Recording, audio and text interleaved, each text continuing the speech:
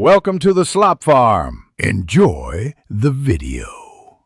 You will first log in and pick a workspace. This is where charts live.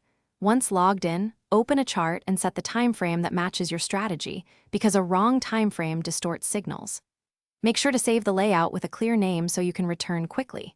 Then adjust basic display options, theme, grid, and price scale so the chart reads correctly.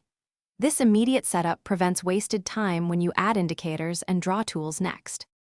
Now you add indicators and drawing tools to interpret price action.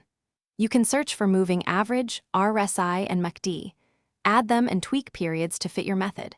Use drawing tools to mark trend lines, horizontal support and resistance, and a Fibonacci retracement for entries and targets. Once done, group or color code studies for quick scanning, and set each indicator's visibility by time frame so clutter disappears on shorter charts. This disciplined organization speeds decision-making and reduces analysis paralysis. You will execute trades using either the integrated broker panel or the paper trading account to practice. Before placing orders, confirm size, stop, and target. Use the order panel to visualize risk-reward. Set alerts for price levels or indicator crosses so you don't watch constantly. Once positions are open, export chart snapshots or data and save layout backups for recovery. If something breaks, check internet, disable extensions, clear cache.